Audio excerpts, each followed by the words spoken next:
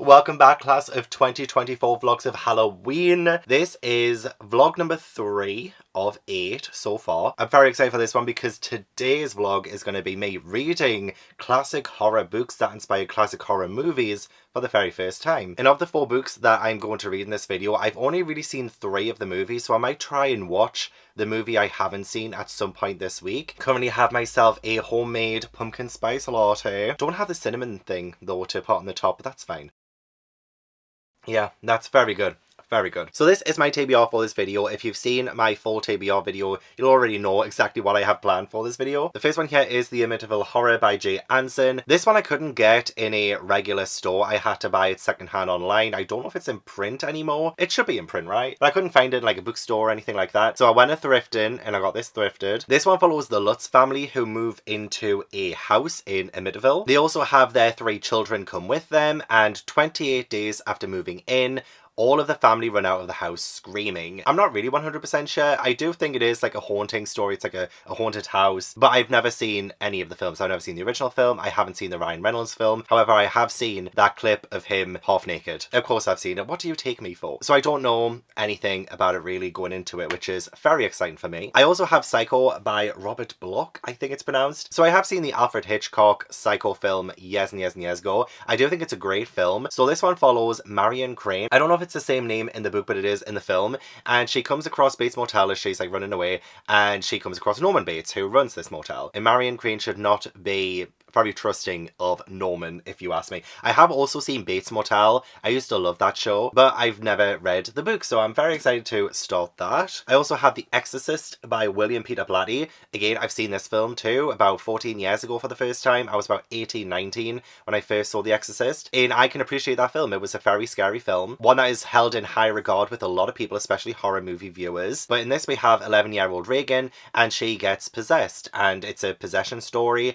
A priest comes to the house to try and exorcise Regan, and the demon that is possessing Regan doesn't want to leave so easily. Then finally, I also have The Birds by Daphne du Maurier. This is another Alfred Hitchcock film that I've seen and really enjoyed, about a town where the birds go crazy. It is only one of 5 stories in this, so I do think it's like a short story, like a novella kind of thing. Oh, it's only 40 pages. The Birds is only 40 pages, which is great. That is great. That will keep me on track because The Exorcist is quite long, and it's nice to break it up a little bit with some smaller books. So yeah, glad that that is only 40 pages. I'm also going to try and rewatch the films that I've already seen this week too.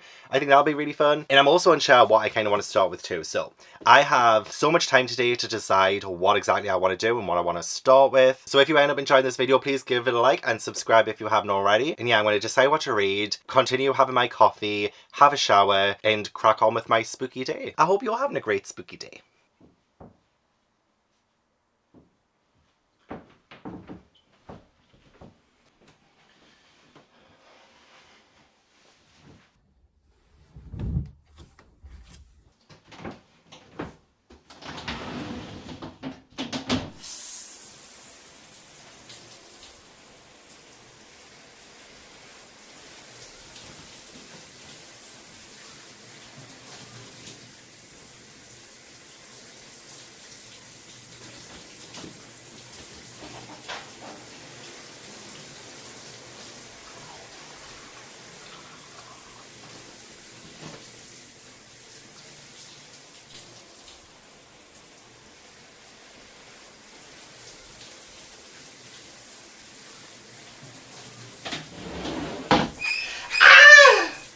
Hang on, I can do that much better. I can do that much. 2 seconds, 2 seconds. No, still, I haven't got it. Give us just, I can't scream. I can't scream. 2 seconds, 2 seconds.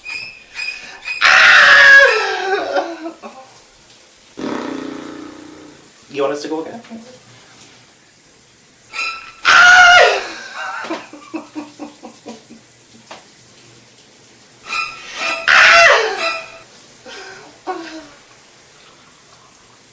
Okay, we're just gonna look at him.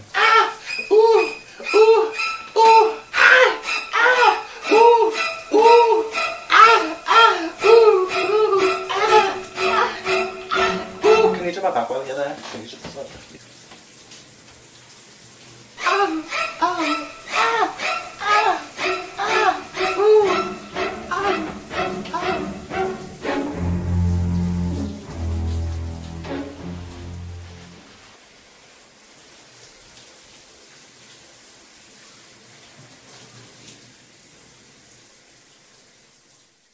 Can you believe some fucker tried to murder me in the shower? I just moved into this house a couple of months ago. I've had neighbour drama. I've had intruders. I think I'm going to need a frozen strawberry daiquiri. I do. I know I've just had a frozen strawberry daiquiri like every night for the last 3 nights. But I do have strawberries that were actually due to go out of date yesterday. But I am going to see if some of them are still usable because I don't really want them to go to waste. So I'm going to make a frozen strawberry daiquiri. What are you going to do about it? Are you going to try and stop me? I don't think you are because you don't have the right and you don't have the power. I still have some left in this one and a full one of these. 8th of September, today's the 9th. They still look pretty good to me. If you want my frozen strawberry daiquiri recipe, hi Ash. Oh, you were so beautiful. You were so beautiful. I just want to say hello. Oh, Ash wants to say hello. Hello. Are you sick of daddy drinking? Oh yeah. Oh, and now Tobo's gone to eat. So if you hear mouth sounds in the background, these kids have been driving me wild this past hour. They got the zoomies. It's what, nearly midnight? Yeah, it's like 50 minutes to midnight and I'm about to start watching Psycho right now. Yeah, I'm having a movie night. I haven't read anything yet, but I am going to start with Psycho. How you doing, Bill? Oh, my other baby boy is wanting to say hello. Hello, Tobo. Hello, are you also sick of daddy drinking? Yes. Yes. You're such a good boy. Do you want to watch daddy make a frozen strawberry daiquiri? Right, it should be 260 grams of frozen strawberries per my recipe, but I only have like 3 frozen strawberries left in the bag, so it's now 289 grams of frozen strawberries. And look how good they look. Do you want some? Do you want some, Tobo? I don't know if you can you see it? Can you see Tobo? Do you like them? No? Okay. And then it is 70 grams of fresh strawberries. Oh, look at that. I used up the last of what was in this one. 76 grams. So I still have a full pack of strawberries. And I don't want to throw them out. Do you think it'll be okay tomorrow? The 10th of September. 2 days after the expiry date. I think they should be okay. And then I do a shot of lime juice. And then a double shot of sugar syrup.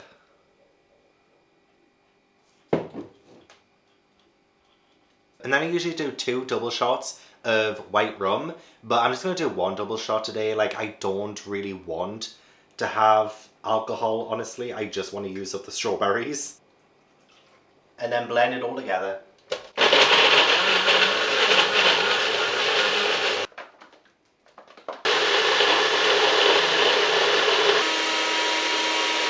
Margarita glass. Get a fresh strawberry and put it on, just like this. And then pour it in.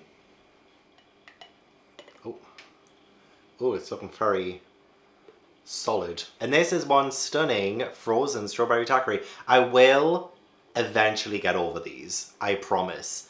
At the minute, I'm just obsessed. But give it a month, maybe less than a month, and I'll forget even how to make these, I promise.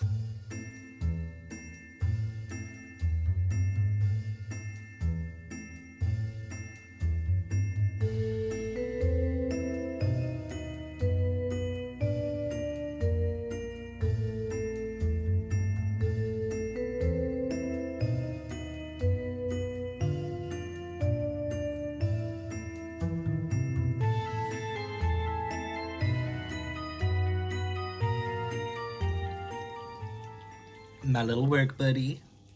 Aren't you? Aren't you? Yes, you are.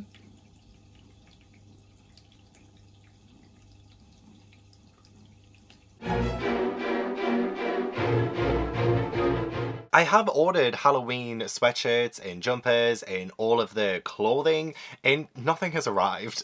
I'm worried because I bet you they will all arrive after Halloween. Like, I want to give you the spooky vibes. I want to wear spooky clothing. It's just ain't coming. I ended up finishing Psycho yesterday when I was on my Patreon reading sprints and I read it start to finish. It's so short. It's only 185 pages and I find it so interesting, especially after, you know, like watching the film and seeing all of the inspirations and what the film did. And there's so much much from the film that you see in this book. Obviously the book came first, but like, it's so cool to see all of those kind of almost shot for shot things, while also having so many weird changes. Also some like gorier changes as well. I'll not lead into like the obviously iconic shower scene just yet, but what I found the most interesting in this was that the film kind of paints Marion Crane as like the main character from the very beginning, but in this one, the very first chapter is Norman Bates and he's talking to his mother, although you don't actually like really see his mother, you just like kind of hear her voice. Like he has a full-on conversation. Like that is the very first chapter. He is the first person, literally the first line is Norman Bates heard the noise and a shock went through him. I just find it so interesting that we start with Norman Bates in the book, but in the movie we start with Marion Crane,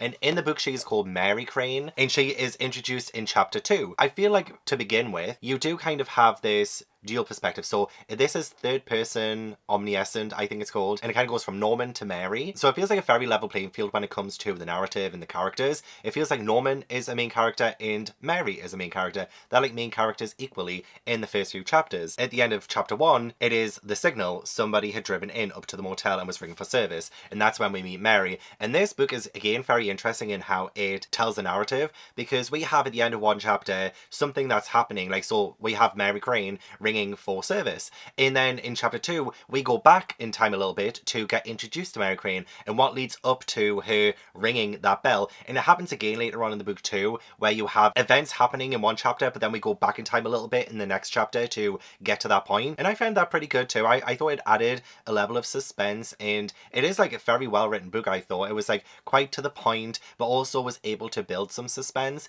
I do think the movie is better with the suspense though, especially like character interactions. So like chapter 2 we do get introduced to Mary and her kind of situation is pretty much the same as in the film. You know, she's in love with Sam Loomis, she steals $40,000 and she drives off, and that's pretty much all of chapter 2 is just her doing that and then getting to the motel by the end of the second chapter. And I kind of love again like the way that Robert Bloch writes this, because he says she'd made her grave and now she must lie in it, in terms of like what she has done. Like she's stolen this money, she is a good person but she's done a bad thing, and that's kind of how it's being portrayed. And then in chapter 3 she meets Norman, he invites her up to the house to have some lunch because, you know, it's too late for her to go out and get some. They do have a pretty long conversation about Norman's mum, and again like you do get this idea that she is still alive and she's still controlling Norman's life. And I do like that, especially when Mary is talking about like, oh, you know, you're a grown adult, like do you not want to do this, do you not want to do that, do you not want the freedom to do this? If you arrange to put her in an institution, like he gets defensive, like she's not crazy. And I do like that. I love this line as well. I think perhaps all of us go a little crazy at times, and that obviously is said in the movie but like in a different way. We all go a little mad sometimes. I know that they said it in Scream as well, and that's like an iconic Norman Bates quote. We all go a little mad sometimes, you know? So I love the fact that that was in there, and like the movie just kind of made it different, but the essence is still there, especially this conversation between Mary and Norman. You do still get this feeling of growing tension, that something is just not quite right with Norman, and the more you talk to him you think he's very unassuming and very normal, and then the conversation just like goes and goes and goes. But I found it interesting that the conversation happens in the kitchen of the Bates house, like not the Bates Motel like reception thing, office that Marion has lunch with him in the movie. She actually goes into the house and has lunch in the kitchen. And honestly, it's the dramatic irony of Mary deciding to do the right thing, return home, give back the money before anyone realizes it's missing, and, you know, cleanse that from her soul. So yeah, she feels 7 feet tall again. It was that simple. Everything that had happened was somehow fated to be. Her turning off on the wrong road, coming here, meeting that pathetic man. She thinks Norman's pathetic, listening to his outburst, hearing that final sentence which brought her to her senses. So like she needed to come to this motel in order to realize that she needs to do the right thing. It's almost like divine intervention, right? Like she might not have come to this conclusion had she not met Norman. However, on page 38 to 39 is when we have this nice long hot shower. Like literally it is this far in, and I'm still kind of surprised that it's this early on in the book. Like I know it happens early on, like it happens like 48 minutes into the movie, and the movie is 1 hour 48 minutes, so we still have an hour left. But I'm still so shocked that this is chapter 3 and we are having the shower scene. Like we've only known Mary for like 2 chapters at this point, so it's not really like enough time to fully get invested in her story, especially since the first chapter was about Norman, and then to have Mary come in chapter 2 and then we have the shower scene in chapter 3. It's not really enough time in my opinion, but it's still very effective. You know, like you feel her cleansing her soul with this, you know, hot shower, you know, she's going to do the right thing, she will be a good figure again. And then the roar was deafening and the room was beginning to steam up. That's when she didn't hear the door open or note the sound of footsteps. And at first, when the shower curtains parted, the steam obscured the face. Should I just like read? Like, it's only just like a little tiny bit here. I might as well just read it because this is iconic. This is still iconic. Then she did see it there, just a face peering through the curtains, hanging in midair like a mask. A headscarf concealed the hair and the glassy eyes stared inhumanly. But it wasn't a mask. It couldn't be. The skin had been powdered dead white and 2 hectic spots of rouge centered on the cheekbones. It wasn't a mask. It was the face of a crazy old woman. Mary started to scream and then the curtains parted further and a hand appeared, holding a butcher knife. It was the knife that, a moment later, cut off her scream and her head. And that's it. But like, just that like tiny sentence, it cut off her scream and her head.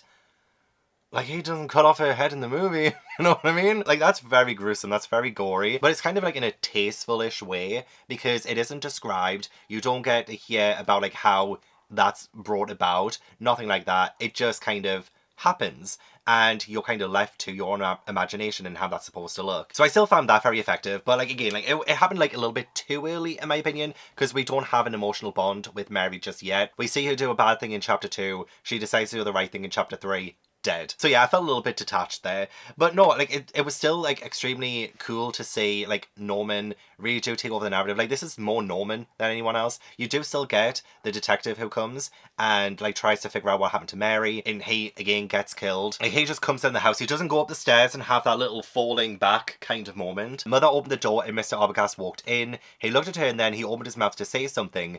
As he did so, he raised his head, and that was all Mother had been waiting for. Her arm went out and something bright and glittering flashed back and forth, back and forth. It hit Norman's eyes and he didn't want to look. He didn't have to look either, because he already knew Mother had found his razor.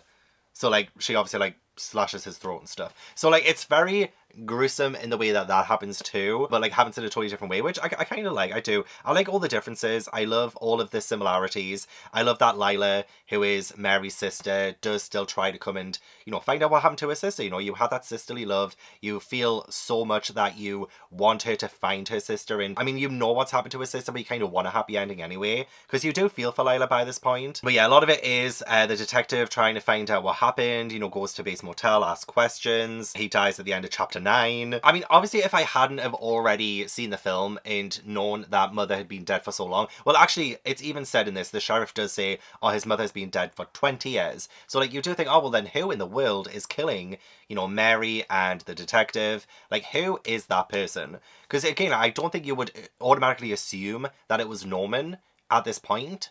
Like, if I hadn't have watched the movie, I probably wouldn't know. Because the way it's portrayed is that Norman is watching these things and he sees his mother do these things. You hear these full-on conversations between them and you think that she is there. So I do think that's quite effective. I don't think this happens in the film, but when Lila and Sam go to the motel and go into the room that Mary was in, they find one of her bloody earrings, and they know that something bad must have happened because of the blood. And Lila, well, she seems like she's going to go to the sheriff to tell him, while Sam stays in the motel and distracts Norman. But then Lila does actually go up to the house instead of going to the sheriff, even though that's what she said she would do. And then you have this like really tense conversation between Sam and Norman, which again does happen in the film, but like it happens a bit differently. In this one, Norman knows the entire time that she has gone up to the house, and he says it like very sinisterly. Like, once like it all comes out and Sam's like, well, the sheriff's going to be here any minute, and Norman's like, well, actually she's in the house with Mother. And it's kind of like this really like scary kind of moment. And then yeah, Lila does find the dead body and Norman runs in. Oh my gosh, shall I tell you how that happens? She screamed when she saw the old woman lying there, the gaunt, grey-haired old woman whose brown, wrinkled face grinned up at her in an obscene greeting. Mrs. Bates, Lila gasped. Yes, but the voice wasn't coming from those sunken leathery jaws, it came from behind her. I am Norma Bates, said the high shrill voice. And there's like a little bit of a scuffle and Sam comes in. Lila closed her mouth, but the scream continued. It was the insane scream of a hysterical woman, and it came from the throat of Norman Bates. I love that. Like, that is such a great way of revealing that, you know, Mother has been Norman this entire time. Obviously, like, it's probably obvious to a lot of people before this, even if you haven't seen the film, but I feel like that was quite clever. And I love the ending too, because we still have that whole, oh, she wouldn't even harm a fly kind of ending. So Norman is like sat there on his own, but it does feel like Mother has taken over at this point, because the narrative is referring to Norman as she. So she sat there for a long time, and then a fly came buzzing through the bars. It lighted right on her hand. If she wanted to, she could reach out and swat the fly, but she didn't swat it. She didn't swat it, and she hoped they were watching because that proved what kind of person she really was. Why, she wouldn't even harm a fly. The end. Like, I love that. Like, that's such a great ending because it feels like someone is getting away with something. It leaves it open-ended. And I do actually know that there's a Psycho 2 and 3 book. I've never seen the sequels. And I never knew that they were books. I just thought that was typical horror movies. They would just make a million sequels of them. And so I didn't realise that there was actually a Psycho 2 and 3 written by Robert Bloch. Yeah, I thought this was great. Like, I thought this was a really great, slow build, suspenseful kind of novel. I think I would have still enjoyed it even if I hadn't already seen the film. And I think it's probably worth checking out if you haven't already read it before. So my patrons did vote for which book I should read next after Psycho, and they voted for The Exorcist by William Peter Blatty. I am very excited. I do think this might be my favourite one of the vlog, just because this is a nearly 400-page book, so I feel like this is going to go into detail. It's going to be a lot more embellished. I do love the story of The Exorcist. I think it's very exciting and captivating, and so I have very high hopes for this. Even though I don't think the movie is like one of my favourite movies ever, it's still very good, but I do think the literature that came before it will be even better.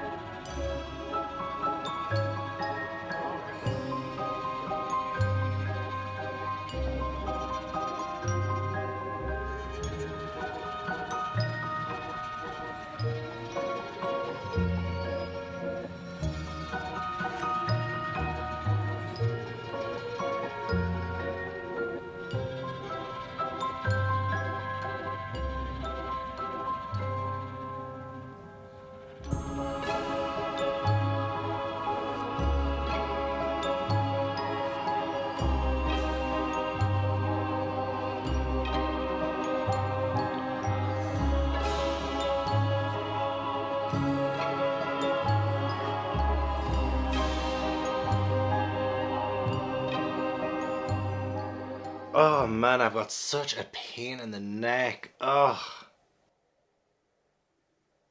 Oh, God.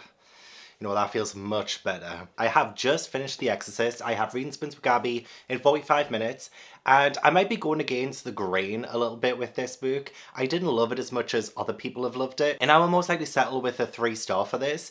I was thinking this would be a lot higher as I was reading it, but the more and more that I read, the lower the rating kind of became. I rewatched the movie the other night, and I love the movie. I think the movie is great. And after finishing the book for the first time, I do think it's probably one of the best book-to-movie adaptations I've ever seen. And obviously that is to do with the fact that William Peter Blatty did the screenplay for it, so like the actual author kind of wrote the screenplay for the film, so you can really feel that when you're watching the film. Like, you can feel the love and attention and the care that's been put into the film that was coming from this book. So many instances where things were just like pulled out of this book, and I could visualize it because those exact same words were being said, the exact same scenes were being played. I mean, the book does have a lot more like embellishment with a lot of things. Like, for instance, the character of Chris, the mum, she lost a child before Reagan. I think it was called Jamie, and he was 3 years old. Yeah, he died long ago at the age of 3 when Chris was very young in an unknown chorus girl on Broadway. I can't recall there ever being any mention of a child before Reagan in the movie. To be fair, I was in and out the movie the other night. I was like looking after the cats, running around after them, playing after them. But I do still think there was like a lot of information about characters that were omitted in the film. Obviously, you can't adapt everything from a book. That would be way too long. But yeah, the essential premise is still the same. We still have Reagan. She is possessed by a demon. And we have a priest called Karis, who used to be a boxer, and he is trying to help, leading all the way up to an exorcism. And I must say, we might need to change the title of this book to Do We Need an Exorcist? Because I would dare to say 80% of this book was essentially them just saying if Reagan actually needs an exorcist. There is just so much medical in-depth examinations. There's so much clinical terms being used. So many kind of like repetitive questions of, oh, is she actually possessed? Or is it this? Is it that? Is it schizophrenia? Is it the temporal lobe? Lots of doctor talk and lots of people trying to rationalize what's happening to Regan, which does come across as very believable. This is a very rare thing that's happening. Something that is so genuinely terrifying that's happening to a poor innocent girl. But yeah, I do think like 70-80% of the book was just them talking about what was happening to Regan rather than us actually seeing what was happening to Regan. Like say we'll have like a little section with Regan and Karis is talking to her, and then we'll get kind of a rationalization, an explanation of what was happening in that room for like the next, I don't know, 20 to 30 pages. Like say when she was talking in that kind of really scary voice and Karis was like recording it, and then he needs to take it to get like vocally analyzed and like asking an expert about like, oh, is this from the same person or is that like two different people? You know, things like that. There was so much focus on trying to make this very scientific, trying to explain it, that it kind of took a little bit of the magic away for me. It kind of took away a lot of the fear for me, because you can really boil this book down to just a girl who's confined to her bed being possessed and talking. So that's like pretty much all this team pretty much does, is like talk a lot, move things around a little bit. You do actually get a little bit more death in this book than you do in the movie, but we don't really get to see a whole lot of that. Like for instance, someone does fall out of a window. I'll not say who exactly for like spoilers or anything, but someone does fall out of the window outside of Regan's room down the stairs, I think pretty much like halfway through the book, and like we don't really get to see that happen, we just hear about it happen. So a lot of it is just talking to Regan, trying to find out which demon is within her, trying to find out if Regan is actually possessed for the majority. So it's kind of just like a whole lot of talk. It's just a whole lot of conversation. And I do think it works much better in the film because you can visualize it. You can see all the visuals of Regan actually becoming possessed, the way that her face changes, the gory and graphic ways that she does things, or at least the demon forces her to do things to herself. And don't get me wrong, like a lot of that is still very scary in the book. I do just think it just comes across as better when you can actually see it rather than just like read it. I'm sorry, I'm probably gonna get flayed alive for talking about it in this way, but I do think there was just like too much talking. Yeah, this was like 20% the actual possession and 80% talking about the possession. So this was a little bit long-winded for me personally. I imagine to a lot of people back in the day it was the most terrifying novel ever written, but I think it's more terrifying because of what it implies, more so than what it actually shows. Whereas the movie, it's more terrifying by what it actually shows you in the graphic depictions of that. And Scary Movie 2 ruined The Exorcist for me, I'm not gonna lie. There were some lines in this that were like literally copy and paste in the movie The Exorcist. Like, your mother's in here with this Karis, would you like to leave a message? I'll be sure that she gets it. And then I think it's Scary Movie 2. When he's like, yeah, mom, will you get out of there, please? You're no fun. You know, the Scary Movie franchise ruined a lot of horror movies. And now that I've read The Exorcist and I could see those scenes happening again within this text, I'm like, damn it, like that bloody movie ruined it for me. Just absolutely ruined it. I did love some of the writing. Like when Regan, like pretty early on, Regan goes to her mum's bed and she says, Mom, my bed was shaking. Oh, you know, Chris kissed her and pulled up her covers. Go to sleep, it's still early. What looked like morning was the beginning of endless night. Like, it's so dramatic. So dramatic. And I kind of love that sort of sinister visual. Oh, this is just the beginning. You just wait. And very, very briefly within the like first like 50 pages and stuff, you do get those tiny little inklings that something isn't quite right. So I love that foreboding. I also love the fact that Psycho was mentioned. Oh, you thought Psycho needed a laugh track? I love the mention of Psycho since I just read that. And then I went straight into this. There were some references to like birds and stuff, like Regan makes her mum a bird. And so I'm like, well, I'm about to read the birds. Obviously it doesn't have anything to do with the birds. I'm trying to find the breadcrumbs in all of these. But I probably won't read the birds just yet, since it's only like 39 pages. I will probably read the Amityville horror next and start those on the Patreon reading sprints I'm doing with Gabby. Now in 35 minutes. That's 2 stories now that have inspired classic horror movies down. Just 2 more to go.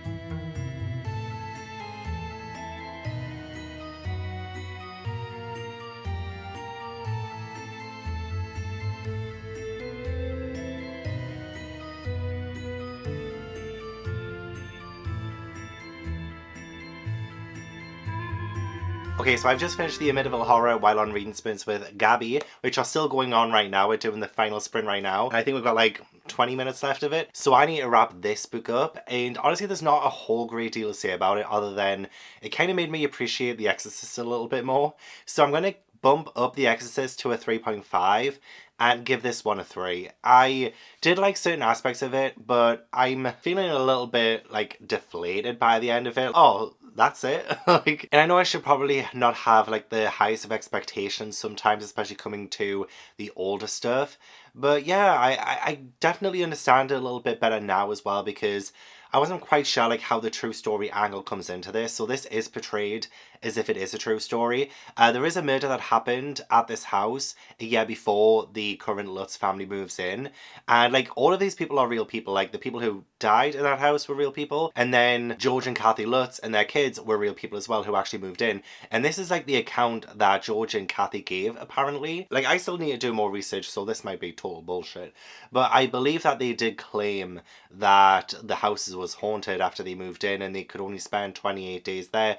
There are other reports saying that the Lutz family owed the IRS and things like that. So like this was like a publicity stunt to try and get money and stuff. So I don't understand everything that happens. And then yeah, Jay Anson is like coming to like write their story in a way. So it is supposed to be portrayed as like a real story. And you know what, the format of it is a little bit good. Like you do get like specific dates, which did add to the whole non-fiction feel of it. Like it did kind of feel a little bit like non-fiction to begin with, and then obviously all of the haunting stuff starts to happen and things get like maybe a little bit too ridiculous for it to be like actually real. But I will say like the characters, but I mean if they were actually real people then I guess they're not just characters. But like George and Kathy Lutz, they were terrible parents. Like they were very abusive. The very first night that they were in that house, they were whipping the kids.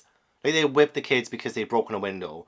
But I'm like, oh my god, they actually like whipped the kids. Even Kathy felt bad for doing that. And then a little bit later on, when there's like these weird spots that are appearing on the wall, Kathy's like, I want to break all of their bones. And like she's like very, very violent. So like the characters in this book are like not likable whatsoever. There's no like nuance or like no detail with this book. It's like so straightforward. So it's very hard to get like very scared with it.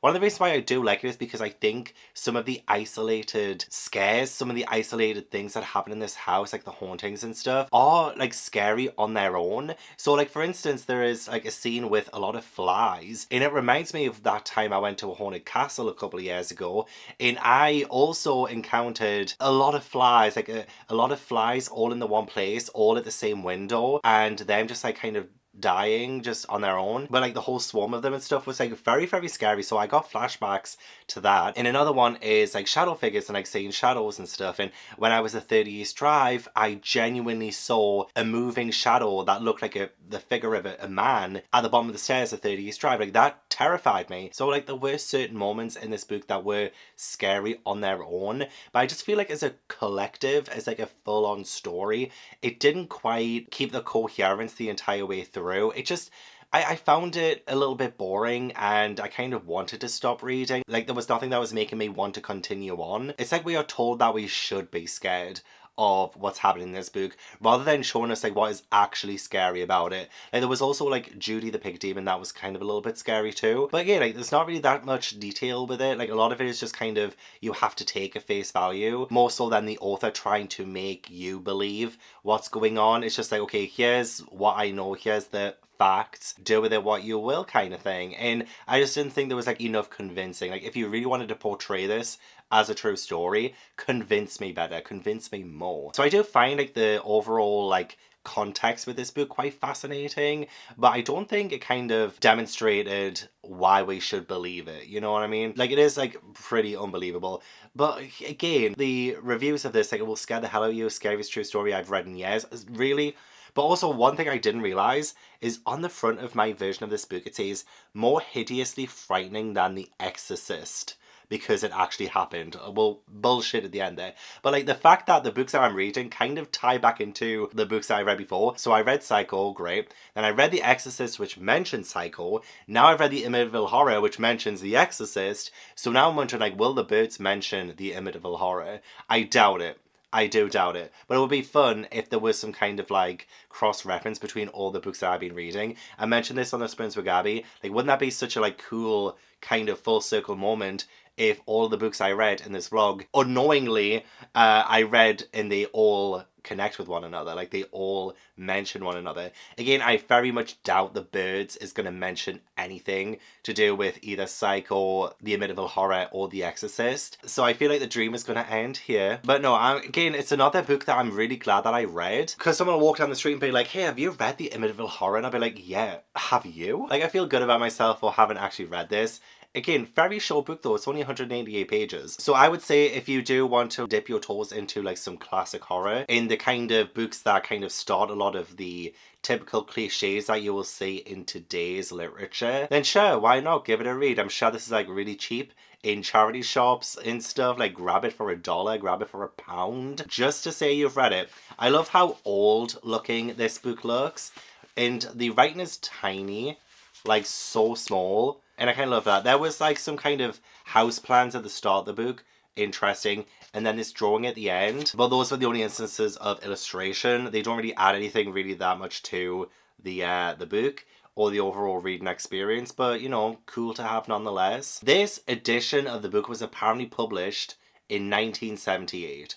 Which I believe this book was written in 1978. This is the second printing. Oh, that's cool. I didn't realise that. That's cool. I got this secondhand off eBay, so pretty cheap too. I would be a little bit good if I paid more money for it. Glad I read this first before the movie. I think the movie is streaming on Prime for free, so I don't have to buy it. So I'm going to try and watch the original Amityville Horror. As much as I would love to drool over Ryan Reynolds in the Amityville Horror remake, I do want to watch the original one first. And it's nearly midnight here, so I doubt I'll be able to watch 2 films in a row. And I do still have the Birds I've got to get through and watch. So yeah, I'm very excited to see the Amityville Horror movie for the very first time. It's probably going to be better than this, I'm not going to lie. Oh, there's another thing. Like, do I think the movies were better than the books? So Psycho, I mean, yes, I do think the movie is better than the book because it adds more to it.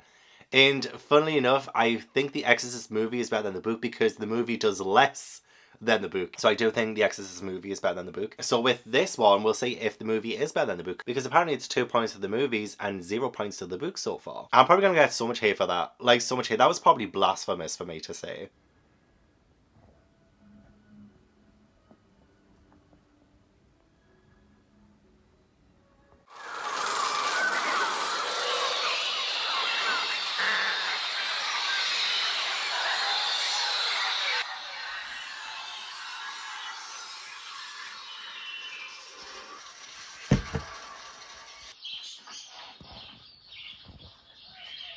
And when I came back, I thought it was time I began. Oh, I don't know, finding something again.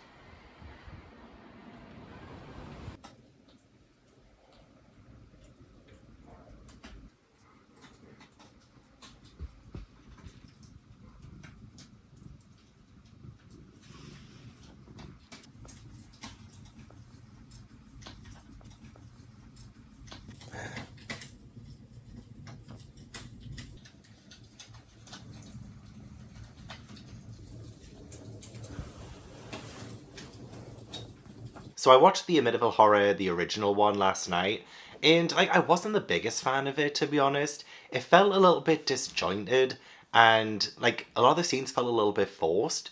I just didn't really enjoy it that much. I will still try the remake at some point. I might end up enjoying that more. But yeah, the film was like, it was fine. It was just, didn't make a whole lot of sense in the grand scheme of things. But I did end up rewatching The Birds this morning with my morning coffee. Because nothing says have a good morning than watching an Alfred Hitchcock film from 1963. And so I enjoyed it. I don't know if you can hear it, but the wind has really picked up.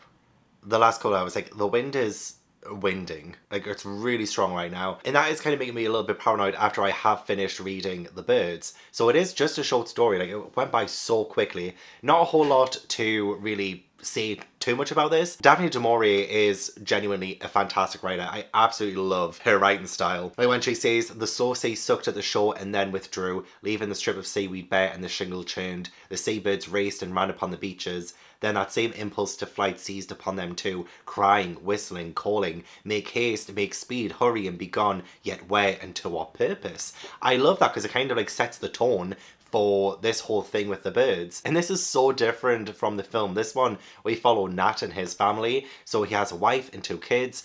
And I think like literally from the 3rd page, which you do have to get straight to the story, don't you, for a short story. But like on like the 3rd, 4th page, there is like tapping at the window and Nat opens the window and his knuckles get attacked and he's kind of confused, like he doesn't really know what's gone on. And then like birds come into the kids' room and he runs into the kids' room to help them to find out what's going on there and manages to get them out. And there's like dead birds as well. And it's kind of like, what's going on like from the off. And that's something that it does have that's better than the film. The film takes about like 50 minutes for it to like really get into the action. There are like some things in the film before that is quite sinister. Like the time when the main character on the boat gets hit in the head with the seagull as she's on her way to like the island. Like that was kind of foreboding. As well as like all the chattering of the birds like early in the film as well. Like from the very first scene in the film, there's all the chattering of the birds. So like there is like this really growing tension within the film. It just takes a long time. So I'm kind of conflicted because I can't really compare the film with this short story because they are just 2 entirely different things. The only really things that you could see like the nods of is like there was a fireplace scene in this one as well, but like some birds do start coming down, but Nat ends up lighting a fire and they don't really get in, whereas in the film the birds, they do all come through the fireplace and like start attacking, and that's quite like scary. There's also a scene with Nat in a telephone box, but like it's the briefest of things and he doesn't get attacked by birds in that, whereas in the film she does get attacked by birds and it's like kind of like really scary as she's in the telephone box. So many different things that you can really see Alfred Hitchcock took so many liberties with this story. Like he really just only took the bare essential plot line, birds attacking humans, that's it. That is kind of where the comparisons end. See, now all the dogs are barking, the wind is winding, and I'm getting paranoid, like, is there a shift in the atmosphere? Like, is something going to happen? Is this the start of something new? Should I be worried? Is there going to be a news bulletin in the UK right now with a warning of danger? After reading this, like, it has got me a little bit paranoid, and it makes me paranoid about birds as well. Like, I don't have a fear of birds, but even after the film too, just the idea that birds can just like come down and attack you and kill you is kind of scary considering there are so many birds in the sky. They can literally just swoop in whenever they want. And this book does, well, the short story does such a fantastic job at building that tension when they're like tapping on the window. So like everything can be so quiet 1 minute and then you just hear the tapping starting, and that's just terrifying to me. Like imagine being in the house on your own, all the curtains drawn, the windows are closed, and then you just start hearing. Do you know what I mean? Like you just start hearing that out of nowhere and you know that the birds are outside the house, like they're surrounding the house, they're going to try and get in. It is terrifying, and you know, Daphne du Maurier does a fantastic job at building that tension. You have a couple of bodies later on as well that Nat comes across, and you just think, birds did that. You know what I mean? This one does feel like it's like a lot more grander scale than it is in the movie, because you get this section where there is like aircraft, or at least you think there is. You don't really get to see a whole lot because the family are confined to the house for the most part, but you hear like aircraft, and then you hear one of the aircraft crash, and there's like the news bulletins on the radio, and then you hear about the authorities like leaving this section of the, you know, the UK, and that goes on like this spiel about them. It's always the same, they always let us down, muddle from the start, no plan, no real organisation, and we don't matter down here. So there's also a sort of like a class thing as well, like depending on where people live is when they get like attention from the authorities and being saved in a global crisis like this. So it was like really interesting, the little bits that you could pull from it. Like I feel like you could probably dissect a lot more in like what does it mean when the like nature is like attacking humans, and what can we possibly do to prevent that? What does it mean when, you know, authorities are leaving us to fend for ourselves,